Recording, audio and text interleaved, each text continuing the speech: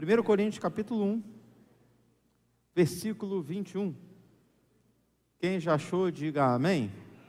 Diz assim a palavra do Senhor: visto que na sabedoria de Deus o mundo não o conheceu por meio da sabedoria humana, agradou a Deus salvar aqueles que creem por meio da loucura da pregação. Repita comigo: loucura da pregação. Então, só para você entender, antes de você se sentar, Deus, na sua sabedoria, entendeu que o mundo não o conheceu a partir da sabedoria humana. Então Deus se agradou de salvar aqueles que creram por meio da loucura da pregação. Amém? Você pode se assentar. Essa noite eu quero falar sobre o poder da palavra. Eu agora à tarde até postei uma chamada para o culto da noite e na legenda eu escrevi que nós temos uma arma poderosa que é a palavra. E aí eu perguntei: você sabe usar essa arma? Porque às vezes a gente tem uma arma, mas a gente não sabe usar. É igual você ter uma Ferrari e não saber dirigir. Deus coloca coisas poderosas nas nossas mãos e a gente até se alegra, porque essas coisas poderosas vieram nas nossas mãos, mas a gente se esquece de desenvolver a expertise do uso, do manuseio. A gente entende que a pregação da palavra de Deus, a revelação da palavra de Deus é uma arma poderosa que Deus tem colocado nas nossas mãos. E para a gente chegar de fato ao termo loucura da pregação, para a gente chegar aqui ao entendimento do que Deus tem para que alcancemos, ao entendimento daquilo, da revelação que Deus tem para nós nessa noite, eu quero falar um pouquinho sobre a palavra como um todo. Eu quero falar um pouquinho sobre a pregação como um todo. Hoje pela manhã, no final do culto, antes de eu liberar a bênção apostólica, quem pregou hoje pela manhã foi o pastor Manuel, e eu disse que enquanto ele pregava, eu percebia que algumas palavras estavam sendo liberadas para determinadas pessoas. Ele estava pregando para o coletivo, mas eu percebia e sentia em Deus que algumas pessoas particularmente estavam recebendo determinadas palavras. Aí eu até fiz essa ilustração. É como se a gente estivesse no meio da multidão e de repente Deus nos pegasse pela mão, nos levasse para um quartinho, nos colocasse sentado numa cadeira e conversasse conosco ali em particular. Eu disse, a mensagem está sendo liberada para a igreja, mas existem trechos determinados da mensagem que são muito particulares, que atingem o nosso íntimo, que é a intimidade que Deus consegue acessar. A palavra de Deus penetra no profundo e no escondido, entre a alma e o espírito, juntas e medulas, vai no lugar onde psicologia não chega, onde psiquiatria não chega. É o poder da palavra do Senhor. Eu estava falando sobre isso, e aí eu disse que pregaria nessa noite sobre a palavra de Deus, sobre o entendimento que podemos alcançar da palavra de Deus num todo. E para a gente entender a palavra de Deus num todo, para a gente entender o recado, para a gente entender a revelação, para a gente entender a profecia num todo, a gente precisa estudar pelo menos 3 termos apresentados na palavra do Senhor quando falamos sobre pregação, quando falamos sobre voz de Deus. Nós precisamos analisar, segundo o grego, 3 termos que fazem ou que geram em nós uma aplicação prática fundamental. O primeiro desses termos, não sei se é o mais conhecido, acredito ser o mais conhecido de todos, é logos. Quando a gente fala sobre a palavra, um termo grego que é muito famoso, muito conhecido, é o termo logos. E logos é o registro. Logos é aquilo que é passado para o coletivo e que é óbvio, vai gerar aplicações práticas particulares, mas que é passado para todos. A Bíblia em si é o Logos.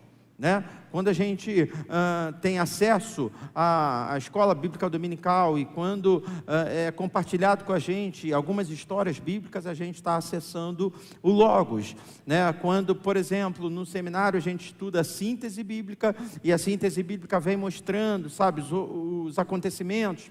Por exemplo, a pastora Denise dá no seminário a aula de síntese do Novo Testamento 1. Ela fala sobre o Evangelho escrito segundo Mateus, Marcos, Lucas e João, né? Pastor Rafael dá aula de Atos dos Apóstolos, né? E logo depois eu pego com síntese do Novo Testamento 2, e aí eu falo sobre as cartas paulinas, e falo sobre a carta escrita por Pedro, sobre as cartas, né? Sobre as epístolas, né? Como um todo. E aí o fechamento do Novo Testamento é dado pela pastora Kátia, que ela fala sobre Apocalipse em escatologia. A gente vai apresentando, certo? Ah, tá, foi a irmã ali que falou, eu pensei que alguém estava me corrigindo. A gente tem a apresentação do Logos, a gente tem a apresentação do registro. É um conteúdo que a gente traz para a nossa vida. No original, para vocês entenderem o que eu estou falando, a gente tem alguns versículos que são chaves, né, que apresentam o Logos, que apresentam a palavra registrada, que apresentam a palavra escrita. Por exemplo, Evangelho de João, capítulo 1, versículo 1, diz: no princípio era aquele que é a palavra, ele estava com Deus e era Deus. Na maioria das versões diz: no princípio era o verbo estava com Deus e o verbo era Deus. A expressão aqui, verbo, ou a expressão aqui, palavra, na minha versão, é o Logos, é aquilo que é liberado para todo mundo, é uma história que está sendo contada.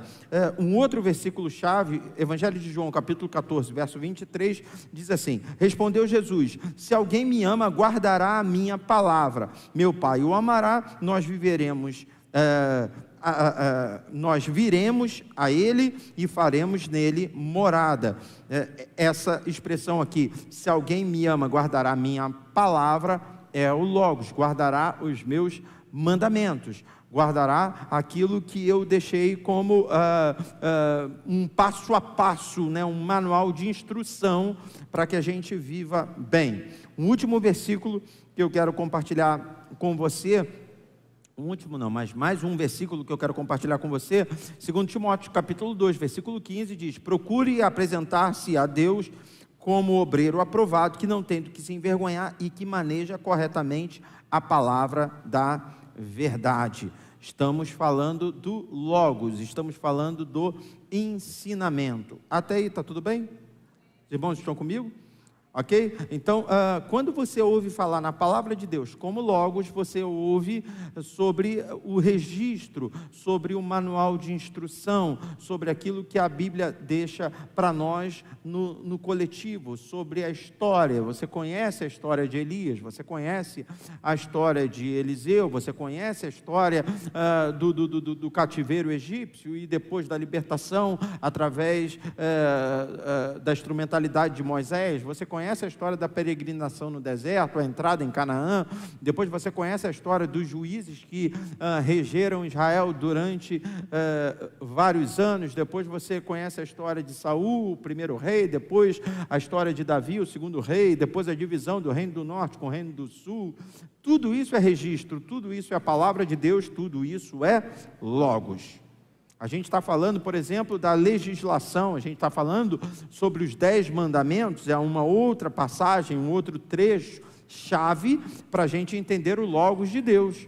Os 10 mandamentos, aquela lei que foi liberada no tempo em que o povo de Israel estava sendo moldado pelo Senhor como uma nação, né? Era um ajuntamento de escravos, porque a história é essa, né? José é vendido ao Egito. A gente está lá atrás, né? E aí depois que ele é levantado pelo próprio Deus como governador do Egito, ele então abre as portas para que sua família entre no Egito. Então a família de José entra no Egito e ali começa o povo hebreu, os descendentes de Abraão, Isaque e Jacó, que era pai de José. Lá eles vão crescendo, multiplicando, e aí no primeiro momento eram livres dentro do Egito, mas depois se tornam escravos e mesmo como escravos, vão crescendo, multiplicando, até que vem o êxodo, né? Vem a saída do Egito. Eles peregrinam durante 40 anos no deserto, sendo moldados como nação, até que eles chegam em Canaã, e ali então eles estabelecem o seu território. Os 10 mandamentos vêm para dar a regra para esse povo, né? A lei começa a ser estabelecida. A gente tem o livro de Números, o livro de Levíticos, de Deuteronômio, que vai mostrando aquilo que o povo pode fazer, aquilo que o povo não pode fazer, como o povo tem que cultuar, como o povo precisa se afastar das más companhias, das más influências.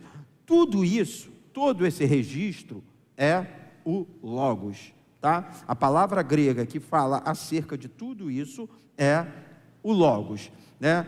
Por exemplo, quando Paulo fala em 2 Coríntios capítulo 3, versículo 6, sobre a letra, a gente precisa fazer uma diferenciação, tá? Porque Logos de fato é a letra, Logos é o registro, né? Mas tem gente que faz uma confusão. Eu fiz questão de destacar para que você não erre dessa maneira, né? Porque Paulo ele escreve aos Coríntios dizendo que a letra mata, mas o Espírito vivifica. O que Paulo está falando era sobre a permanência de usos e costumes que eram exigidos pela lei lá nos dias, né, do deserto, né, do início da formação da nação de Israel. Então Paulo diz assim: aquelas leis, aquele rigor, aquela pressão, isso mata. Vou dar um exemplo. Por exemplo, a circuncisão era algo estabelecido por Deus naqueles dias iniciais. Para quem não sabe, circuncisão era uma operação que todo menino, todo macho precisava ser submetido depois de 8 dias de nascido. E era uma marca que o macho carregava de que era parte do povo de Israel. Quando o apóstolo Paulo, depois do advento da cruz, depois da ressurreição de Cristo, quando Paulo se levanta como apóstolo para os gentios, Paulo ele se posiciona dizendo assim: olha, a gente não precisa mais viver debaixo desse jugo. A salvação que era só para judeus agora atinge também aos gentios, né? E aí ele fala dentro desse contexto, porque a letra mata, mas o Espírito vivifica. Então o que Paulo está dizendo é que a lei, o rigor da lei nos dias de Moisés mata, e não o Logos, e não o registro, e não a letra que na verdade é a Bíblia escrita. Está dando para entender essa diferença? Diga amém. Então vamos lá, se eu fizesse uma prova aqui agora, questão número 1, e eu perguntasse a você, o que é o Logos? Qual seria a sua resposta? Logos é o registro, Logos é a palavra escrita, Logos é a história, né? É uma palavra liberada para todo o povo. Por exemplo, dentro do nosso contexto, Logos é a pregação. Eu estou pregando. E aí dentro da pregação, principalmente uma pregação doutrinária, eu vou estabelecendo alguns padrões. Eu vou dizendo: irmãos, olha, o nosso comportamento enquanto crente é esse. Esse é o Logos, atinge todo mundo. Esse é o primeiro termo grego, para a gente entender o poder da palavra. O segundo termo grego, que eu quero que você guarde aí no teu coração, é o rema. É a palavra rema. Então, primeiro, palavra Logos. O segundo é a palavra rema. Pastor, e o que seria a palavra rema? A palavra rema é aquela que gera uma aplicação prática direta no teu coração. Então, enquanto eu estou pregando aqui, está sendo liberado o Logos de Deus. Mas, de repente, uma palavra que eu estou pregando pega você em cheio. Sabe, aquele momento que parece que o pastor está falando com você, esse momento é a liberação da rema. Aquela palavra fez toda a diferença para a tua vida. A mensagem toda foi uma bênção, mas aquela palavra foi a rema. A palavra rema de Deus, ela é liberada através de uma pregação, mas ela pode ser liberada através de uma canção. Talvez você tenha recebido a rema de Deus quando os adolescentes estavam aqui cantando. Talvez você tenha recebido a rema de Deus quando João estava ministrando louvor. Talvez a rema de Deus veio no período da oferta. Quando a pastora Denise estava ministrando, talvez veio logo no iniciozinho do culto, quando o pastor Sebastião leu o texto. É a rema, né? O Logos foi liberado o tempo inteiro, mas a rema vai de acordo com uma necessidade. A rema tem um endereço. Deus vai liberando remas sobre a nossa vida e que estão além daquilo que é dito em comunidade. Aquilo que queima, aquilo que arde no nosso coração, aquilo que a gente guarda, sabe, aquele momento da mensagem que você diz assim: opa, peguei, recebi, eu recebo, eu tomo posse. Eu tenho uma alegria, sabe, de compartilhar com a igreja, né, quase que semanalmente, de testemunhos de irmãos que foram alcançados por Deus e que alcançaram milagres extraordinários no meio de uma mensagem. E que compartilham comigo dizendo: pastor, eu só estava pregando e o senhor disse isso, e eu nem lembro o que eu disse. Teve um momento da mensagem que o senhor falou e disse assim: vai ter alguém aqui assim, assim, assado, que vai acontecer assim, assim, assado. E eu tomei posse, isso aconteceu na minha vida. Eu falei: meu Deus do céu, nem lembro. É mais fácil eu lembrar se você disser assim: pastor, lembra quando o senhor pregou no tema tal? Lembra quando o senhor pregou na referência tal? Aí de repente eu até consigo lembrar, mas uma frase específica que eu soltei dentro de uma mensagem de 40, 50 minutos, eu não consigo lembrar, mas você lembra. Sabe por quê? Porque foi rema para a tua vida, porque fez a diferença. Quantos aqui na Nova Jerusalém já receberam uma palavra rema aí? Digam amém. Para você entender, vamos para a Bíblia, né? Você entender um exemplo dentro da palavra de Deus, de palavra rema. Lucas capítulo 1, versículo 38 diz assim: respondeu Maria: sou serva do Senhor, que aconteça comigo conforme a tua palavra. Então o anjo a deixou. Essa palavra aqui é a rema, né? O anjo veio e liberou uma palavra direta para Maria. Estamos falando aqui do anúncio do nascimento de Jesus Cristo. O anjo aparece para Maria e compartilha do desejo do coração de Deus de enviar o seu filho, e compartilha com Maria de que Maria seria usada, né, para que desse à luz, para que gerasse o filho de Deus. E quando o anjo fala, ela sente a presença de Deus no seu espírito e ela responde e diz: que aconteça segundo a rema, que aconteça segundo a palavra que o Senhor está liberando sobre a minha vida agora. Quantos estão entendendo? Digam amém. Uma outra passagem aqui que nos mostra a rema de Deus é Mateus capítulo 4, versículo 4. Jesus respondeu: está escrito, nem só de pão viverá o homem, mas de toda palavra que procede da boca de Deus. Estamos falando aqui da tentação de Jesus no deserto. Todo mundo conhece esse texto, né? Capítulo 3, Jesus se encontra com João Batista, se submete ao batismo. Na saída das águas do Jordão, o Senhor se manifesta, Deus libera uma palavra: este é o meu filho amado, nele eu tenho prazer. O Espírito Santo desce sobre Jesus Cristo em forma corpórea, como uma pomba, né? E aí, depois do batismo, Jesus é levado então ao deserto para ser tentado, e no meio da tentação, o diabo aparece para ele e diz assim: você não está com fome? Então dá ordem a essas pedras e transforma elas em pão, e se alimente e sacie sua fome. E aí Jesus responde: nem só de pão viverá o homem, mas de toda rema, de toda palavra revelada, de toda palavra que queima, de toda palavra que muda a nossa direção. É mais do que o logos, é mais do que um registro, não é só teologia, não é só entendimento acerca da palavra, não é só conhecer muito acerca da letra, mas é uma palavra que gera uma aplicação prática no nosso coração. É uma palavra que salta das páginas e passa a fazer parte do nosso dia a dia. Quantos estão entendendo? Digam amém. Deus nessa noite já está liberando sobre a tua vida essas palavras. Nem só de pão viverá o homem, mas dessas palavras que Deus está liberando sobre a tua vida, que vão dizer para você: não vai por esse caminho, essa porta se fechou porque eu estou te guardando, fica tranquilo porque aquela outra vai se abrir para você.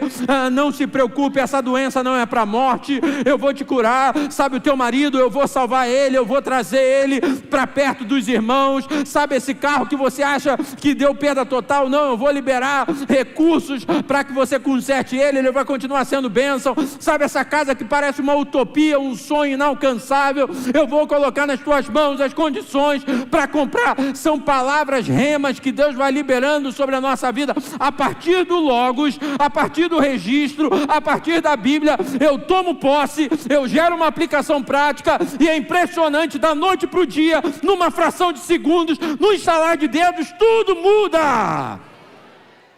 Rema. Oh, meu Deus. Aleluia. Aleluia. Olha para o teu irmão e diga assim: aqui nesse lugar Deus fala. Sabe por quê? Antes de Martim Lutero, tá? 520 e alguns anos atrás, meu sogro, me ajuda. Quanto tempo nós temos da Reforma Protestante, o senhor lembra? 1516, 22, 4, 6, 506 anos atrás. 31 de outubro, meu sogro é Logos. Impressionante. Registro, está aqui. Até essa data, a Bíblia não era acessível a todos. A Bíblia ela era traduzida no latim, ok? Então, eu que era um homem do clero, estou dando um exemplo, eu que era, né, um homem da igreja, né, eu tinha o poder na mão, porque você não tinha a revelação da palavra, você não tinha acesso à palavra, só eu tinha. Então, se eu dissesse, está escrito que o céu é vermelho, você ia ter que acreditar, porque você não tinha acesso. E aí a gente tem a Reforma Protestante a partir de Martim Lutero, e uma das coisas mais impressionantes que ele faz é traduzir a Bíblia. Para quê? Para dar acesso às pessoas à revelação da palavra. Então, quando eu tenho acesso à palavra de Deus, tudo muda na minha vida. É o poder da palavra. Enquanto eu não tenho acesso à palavra, eu sou uma massa de manobra. Enquanto eu não tenho poder à palavra, eu acredito naquilo que falam, porque afinal de contas, ele detém a palavra. Mas quando eu encontro o livro, tudo faz a diferença. Sabe, queridos, nos dias do rei Ezequias, houve uma reforma dentro do templo, e existia uma confusão enorme, porque ninguém conhecia a palavra. E aí no meio da reforma, por conta da idolatria, o templo estava com a porta fechada, tudo estava destruído, mas Ezequias, que era temente a Deus, entende, tem que ter lugar de culto, e para ter lugar de culto tem que ter organização. Vamos fazer uma faxina. Ele junta os levitas, não tem música, não tem ninguém tocando, é só vassoura, é todo mundo limpando a igreja, porque para ter culto tem que ter igreja organizada, tem que ter igreja bonita. No meio da reforma, eles encontram algo preciosíssimo. O que eles encontram, pastor? Eles encontram um livro, eles encontram o Logos, eles encontram a palavra. E aí, essa palavra passa a ser compartilhada. É o primeiro estágio. O segundo estágio é quando o compartilhamento da palavra gera rema, que é uma revelação, que eu pinço no meio da palavra, trago para o meu espírito e gero uma aplicação prática. Você pode vir aqui à igreja, ouvir a mensagem e sair daqui sem transformação nenhuma. As pessoas vão te parar ali e vão perguntar: teve pregação? Teve. Foi boa? Foi. E aí? E aí, que vida que segue? Agora, meu conselho para você é que você venha, ouça a palavra, tenha acesso ao registro, mas sobretudo fique atento à rema. Porque além do Logos, Deus quer queimar aí no teu espírito uma palavra de direção que é muito superior a qualquer atendimento que você faça comigo no gabinete, a qualquer sessão de psicologia ou de psiquiatria, sabe, diante de um caos que nós temos vivido, cheios de questionamentos, cheios de perguntas, numa mensagem como essa, num culto como esse, numa brisa suave, Deus pode liberar essa rema, e essa rema te cura, essa rema te liberta, essa rema te transforma. E entenda bem, eu tenho aqui o compromisso com Deus de pregar, mas quem tem o compromisso de estar atento à rema é você. Então fica ligado, porque a qualquer momento, através de qualquer pessoa, Deus pode falar com você hoje. Oh, meu Deus, aleluia, aleluia. Me ajuda aí, pastor Rafael, vê se é Eclesiastes 8, 9. Eu amo esse texto. Diz, lança a tua semente sobre a terra, e estenda as tuas duas mãos. Quando a gente vai no debate da rádio, né, a gente não pode citar um texto sem dar uma referência. O JR, principalmente da Rádio 93, ai meu Deus, o da 97, meu vereador, esqueci. O pastor Eliel do Carmo é mais tranquilo, o JR ele já é mais, e aí quando a gente cita um texto, ele, das duas uma, ele cobra que a gente dê a referência, ou então ele mesmo procura a referência. Então, me ajuda. 11:1, lança a tua semente, não é o pão sobre as águas não é esse não. É o outro que diz assim, lança a tua semente sobre a terra, e estenda as tuas duas mãos, eu acho que é no capítulo 11 mesmo, estenda as tuas duas mãos, e não recua, nem da direita, nem a da esquerda, nem a mão direita, nem a esquerda, é no 11 mesmo, né? Porque você não sabe qual das duas, 11:6, você não sabe qual das duas sementes vai dar fruto primeiro, se a da direita, se a da esquerda, ou se as duas vão dar fruto. Entenda bem uma coisa, a rema, ela pode vir de onde você menos espera. Você tem que estar atento, você tem que estar, sabe, com o teu ouvido aguçado para receber de Deus, porque de repente alguém pode ser usado por Deus para liberar uma palavra que você pega e faz toda a diferença. Opa, Deus falou. Olha o teu irmão, diga para ele, deixa Deus te usar, irmão.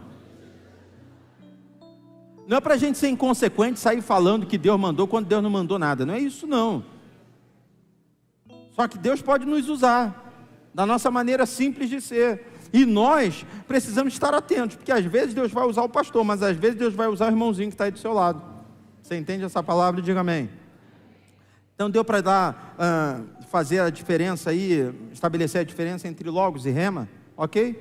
Logos é o registro, rema é a revelação, tá? Se fosse, eu gosto de respostas objetivas, né? Se eu te perguntasse na prova, o que é logos? Registro. O que é rema? Revelação. Simples assim, ok? Agora, para a gente terminar a mensagem, tem um terceiro tema, e o terceiro tema é querigma. Primeiro, logos. Segundo, rema. Terceiro, querigma. E o que é o querigma, pastor? Querigma é algo com um efeito de decreto. Normalmente, quem detinha o querigma, ou quem passava o querigma, né? Porque querigma é proclamação. Normalmente quem fazia isso era um rei, ou no mínimo alguém que tinha autoridade para falar, ok? Então, por exemplo, domingo de manhã nós temos um culto aqui às 10:30. Qual é o nome desse culto?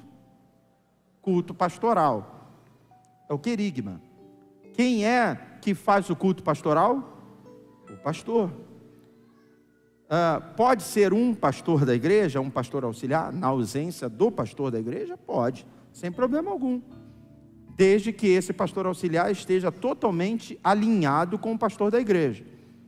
Mas o normal é que o culto pastoral seja celebrado pelo pastor da igreja, porque é o culto aonde há uma proclamação, aonde um decreto é liberado, aonde são estabelecidas as leis, as regras, as doutrinas, ok? Então o querigma, sempre que no original você ler querigma, ele vai apontar para um decreto, ele vai apontar para algo oficial, vai apontar para uma proclamação. Eu não sei quantos aqui lembram, mas eu não sei se eu preguei aqui sobre Tomé, ou se eu preguei sobre Matias. Eu acho que foi quando eu preguei sobre Tomé. Depois você pode procurar no YouTube. Quando eu preguei sobre Tomé, eu falei sobre o apostolado.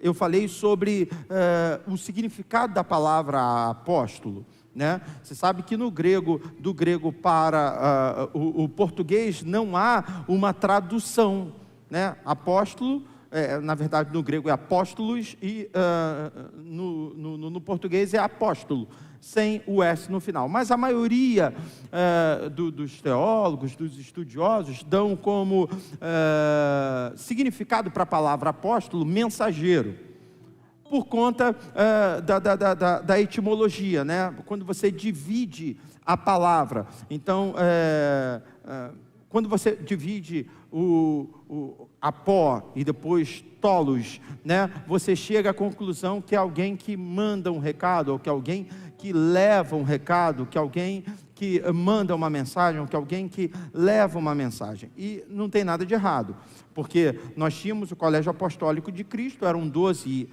apóstolos, e todos eles tinham, né, essa função de levar uma mensagem, de levar um recado. Só que, você se aprofundando um pouquinho mais, você chega à conclusão de que um apóstolo, ele não só era um mensageiro, mas o apóstolo, ele era também alguém que tinha autoridade, um investimento de autoridade sobre a sua vida, para poder entregar aquela mensagem.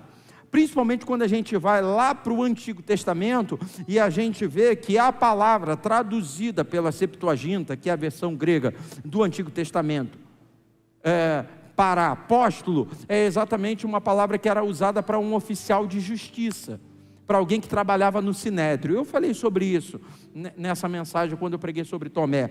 Entenda bem uma coisa, irmãos, não era só um garoto de recado, mas era alguém que tinha um poder para estabelecer uma lei a partir de uma autoridade que ele recebia, como se fosse um oficial de justiça, né?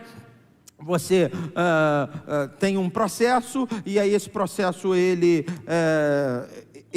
vira então um mandato de prisão, e aí quem leva esse recado do mandato de prisão é um oficial de justiça, que inclusive tem poder de voz de prisão. Ele é uma autoridade no assunto, não é enviado pelo correio, não é o carteiro que manda, não é alguém que está passando na rua e que alguém chama e diz assim, ó, pega esse mandato aqui e entrega. Não, tem que ser um oficial de justiça. Então o apóstolo, ele funcionava dessa maneira. Ele não é só um mensageiro, mas ele é alguém que carrega um investimento de autoridade sobre a sua vida. Quando a gente vai aqui para o querigma, a gente está falando de algo muito parecido. A gente está falando, né, de alguém que tem um investimento de autoridade para liberar um decreto, para liberar uma palavra, para estabelecer uma proclamação. E aí, se eu te perguntar, estamos falando de quem? Quem tem esse poder? Quem tem essa autoridade? A resposta é óbvia: Deus. O querigma está nas mãos de Deus. O decreto está nas mãos de Deus. Mas assim, como no estudo acerca dos apóstolos, no querigma, a gente também tem a presença de um outro termo que é kyrux, que é aquele que pode transmitir o querigma. Ele recebe o decreto e ele transmite, e ele também tem esse investimento de autoridade, assim como o apóstolo tem. E é isso, se você estiver prestando atenção, eu sei que pode parecer meio, né, cansativo e tal, mas eu já vou chegar no clímax e a gente já vai terminar a mensagem. Mas se você estiver prestando atenção, isso começa a fazer toda a diferença na tua vida. Pastor, me explica. Vamos lá. Logos é o registro, é uma palavra que é liberada para todo mundo, é ensinamento, é aquilo que a gente precisa entender como a palavra de Deus registrada, escrita, é a letra. Rema é a revelação, é quando eu pego no meio do logos uma palavra de revelação, trago para a minha vida, gero uma aplicação prática e sigo por ela. E querigma é um decreto, uma proclamação que normalmente sai da boca de Deus, mas que Ele, na sua infinita misericórdia, em alguns momentos investe na vida de alguém com a autoridade que é dele, para que essa pessoa possa transmitir e aplicar esse decreto. Fez ou não fez diferença? Olha para o teu irmão e diga assim: hoje você vai sair daqui entendendo que você pode ter uma autoridade de Deus para decretar, para proclamar aquilo que só o céu tem poder para fazer.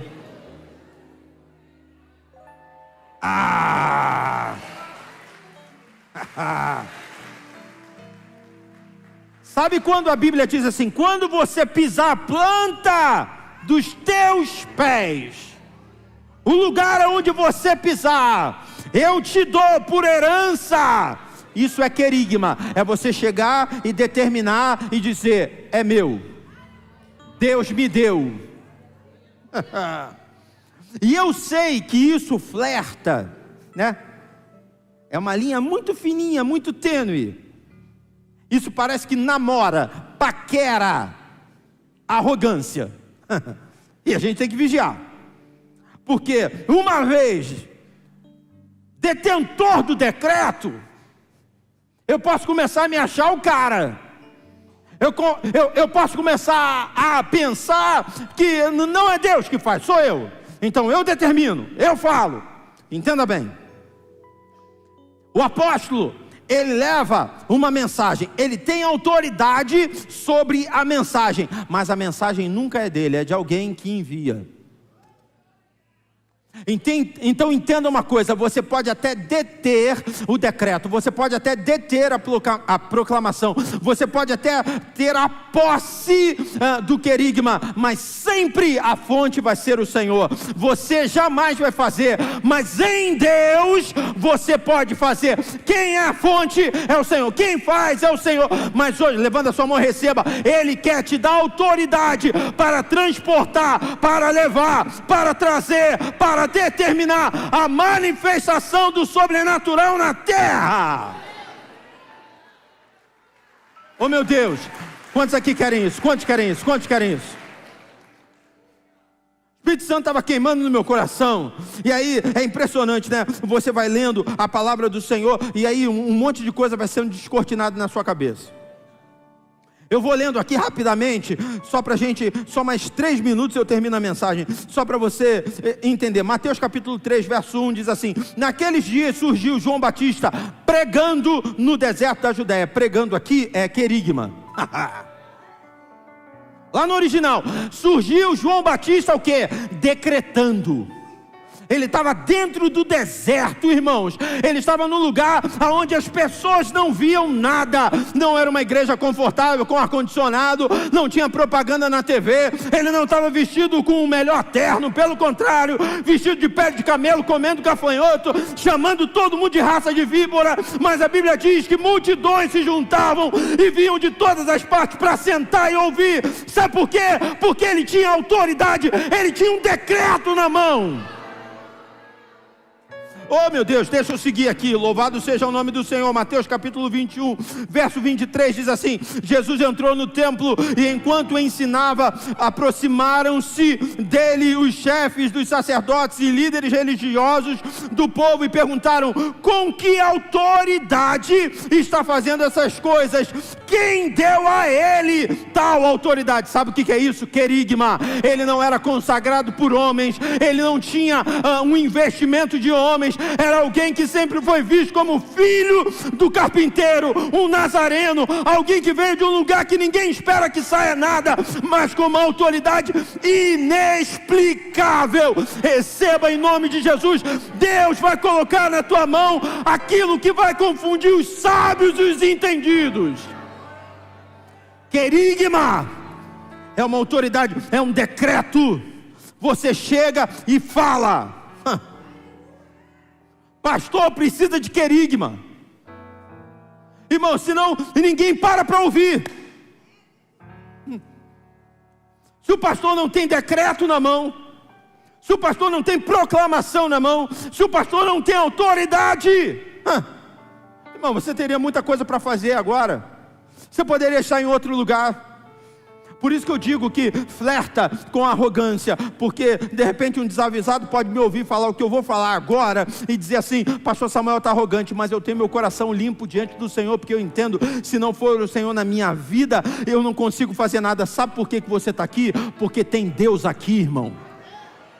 Sabe por que você está aqui? Porque de alguma maneira o Espírito Santo me escolheu. É graça, é favor que eu não mereço. Eu não fiz nada, mas Ele decidiu investir na minha vida. E eu, como autoridade nessa noite, quero declarar que Ele te ama e Ele também decidiu investir em você. Então se prepare, porque Ele vai te levantar.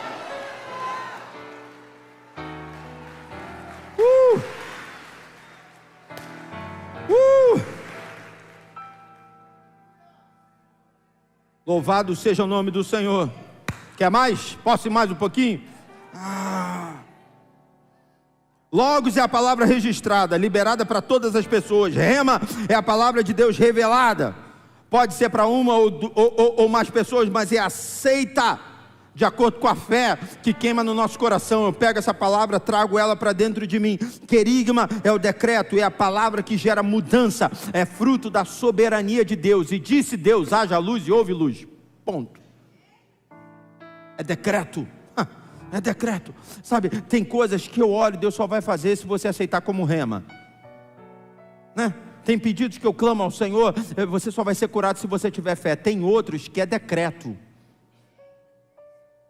que se Deus me revelar, eu vou dizer para você assim, vai acontecer, querendo você ou não, fugindo você ou não, vai acontecer. E eu creio, irmãos, que esse poder está sendo liberado sobre a igreja nessa noite. Marcos capítulo 1, versículo 22 diz assim: todos ficavam maravilhados com o seu ensino, porque lhes ensinava como alguém que tem autoridade, e não como os mestres da lei. Não confunda a autoridade divina com a autoridade humana.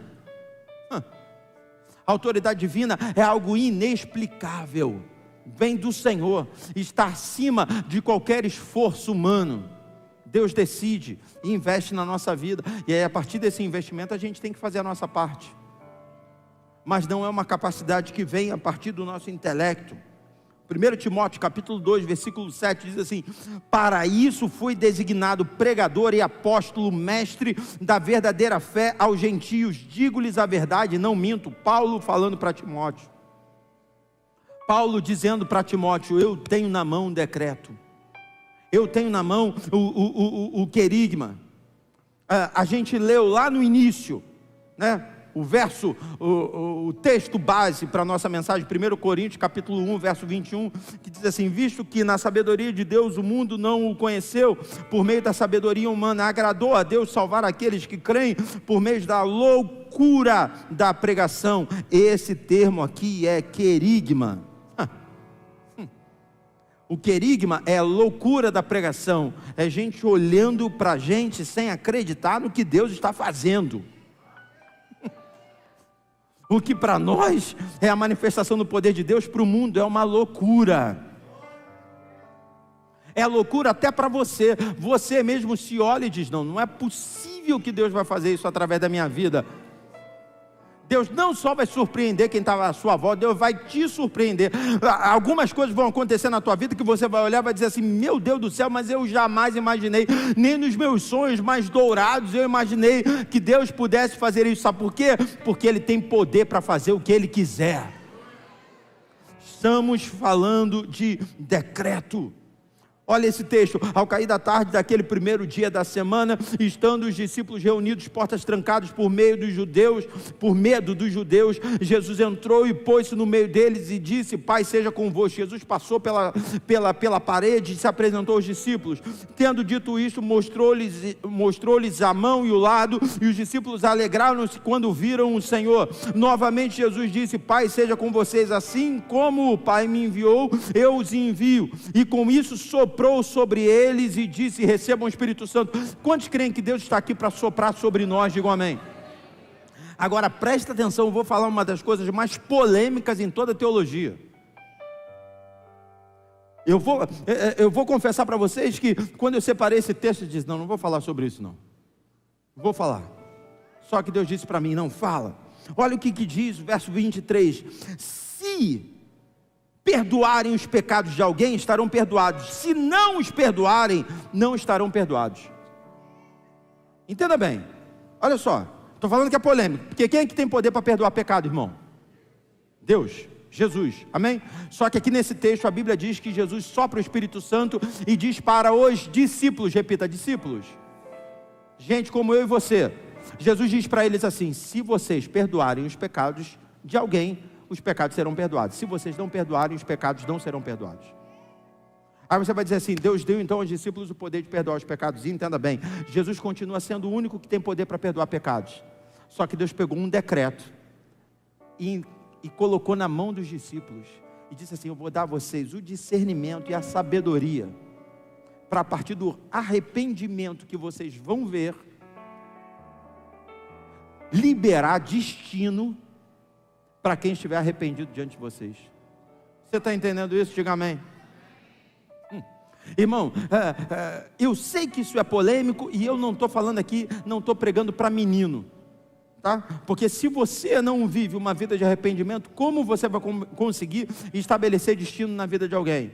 Só que por outro lado, Deus pode colocar uma vítima no teu caminho essa semana, e debaixo de uma palavra pastoral liberada sobre a tua vida, Deus pode abrir os teus olhos, te dar o discernimento para dizer assim: eu sei que está todo mundo dizendo que você não merece, mas Jesus está me usando aqui para dizer que Ele morreu na cruz do Calvário para mudar a tua história, e os teus pecados estão perdoados. Foi você que perdoou? Não, quem perdoou foi Jesus, mas Ele colocou um decreto na tua mão para que você assinasse, para que você entregasse na mão de alguém.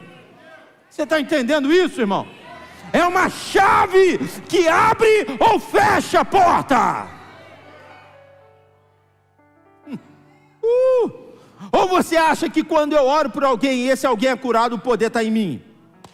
Não. O poder sempre foi dele, mas quando ele diz: eu dou poder a vocês para orar e os enfermos sendo curados, ele não disse que o poder não é mais dele. Ele está dizendo: eu estou colocando só o decreto na tua mão, vai lá debaixo da minha palavra, debaixo da minha presença, e eu vou chancelar o que você vai falar. Aí então, irmãos, diante de tudo que a gente está falando, a gente consegue entender, por exemplo, o que está escrito em 1 Reis capítulo 17, verso 1. Pastor, o que está escrito lá? Elias se levanta e diz assim: vai parar de chover segundo a minha palavra. Mas será que ele pode falar isso, João? Pode, sabe por quê? Porque um decreto foi colocado na mão dele. Quem faz parar de chover não é o profeta, é o Deus do profeta. Só que o profeta está tão alinhado ao Deus dele, que ele tem na mão um decreto para dizer: não vai chover, e Deus lá de cima assina. Você está entendendo? Eu não sei você, mas minha mão já está formigando. É como se eu tivesse esse decreto aqui na minha mão. Segura na mão do seu irmão, sacode ele e diga: Deus está te dando autoridade.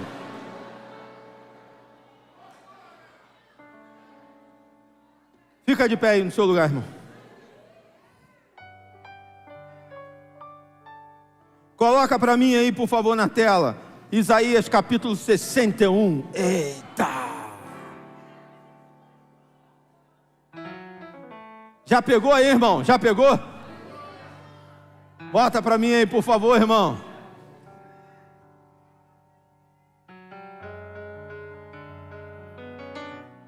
Uma vez eu vi a pastora Camila Barros falando um negócio que eu gostei muito. Vou aplicar aqui na igreja. Se o pastor Anderson, se o pastor Rafael quiser, vão aplicar. Pode aplicar também, está liberado. De vez em quando a gente está pregando aqui e dá uma sede danada, não dá? A gente tem que parar um pouquinho para beber uma água. Quando a gente para, rola um silêncio. Vamos combinar um negócio? A hora de eu beber a água é a hora de você dar glória a Deus.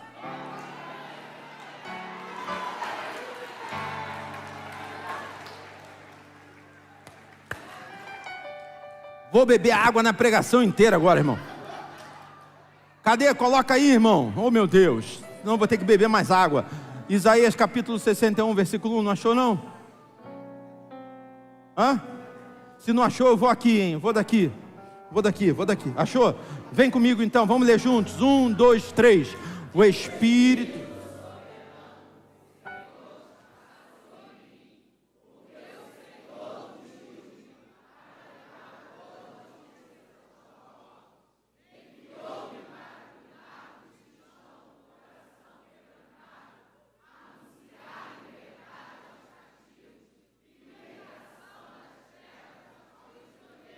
Próximo, por favor. Oh, meu Deus. Para.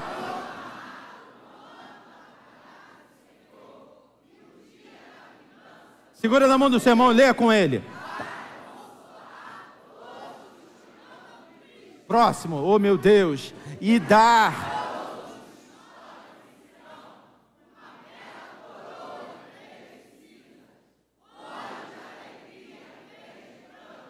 E um manto.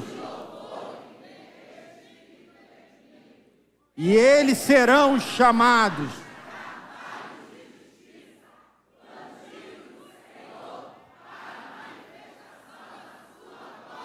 Isso, sacode a mão do seu irmão e diga: decreto, é decreto de Deus para a tua vida, irmão.